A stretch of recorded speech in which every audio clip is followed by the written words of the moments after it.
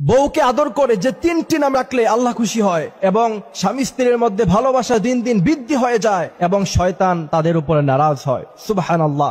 বউকে আদর করে এই তিনটি নামে সবসময় ডাকবেন। আল্লাহ রাসূল সাল্লাল্লাহু আলাইহি ওয়াসাল্লাম আম্মা জানা আয়েশা রাদিয়াল্লাহু তাআলা আনহাকে এই তিনটি নামে তিনি কিন্তু ডাকতেন। আমার ভাইরা, আজকে বিয়ে হওয়ার পরে মডার্ন যুগ, স্ত্রীকে জান বলে ডাকে, তারপর আর কি যেন বেবি বলে ডাকে, অথচ আল্লাহ রাসূল সাল্লাল্লাহু আলাইহি ওয়াসাল্লাম একজন স্বামী হিসাবে ছিলেন সবচাইতে ভালো স্বামী। আম্মা জান আয়েশা রাদিয়াল্লাহু তাআলা আনহা বলতেন, আল্লাহ রাসূল সাল্লাল্লাহু আলাইহি ওয়াসাল্লাম আমাদেরকে যে ভালোবাসা, যে মহব্বত দিয়েছেন, পৃথিবীর কোন স্বামী তার স্ত্রীকে এত বেশি ভালোবাসতে পারে বলে আমার কাছে মনে হয় না। আম্মা জান আয়েশা রাদিয়াল্লাহু তাআলা আনহা বলছেন, আল্লাহ রাসূল সাল্লাল্লাহু আলাইহি ওয়াসাল্লাম আমাকে প্রথমে ডাকতেন হুমায়রা বলে। হুমায়রা শব্দের অর্থ হচ্ছে লাল ধরনের একটা দামি পাখি। দ্বিতীয় নম্বরে আপনি চাইলে আপনার স্ত্রীকে তার বাবার নাম ধরে ইবনাতুন শব্দ লাগিয়ে আপনি আপনার স্ত্রীকে ডাকতে পারেন। তৃতীয় নম্বরে আল্লাহ রাসূল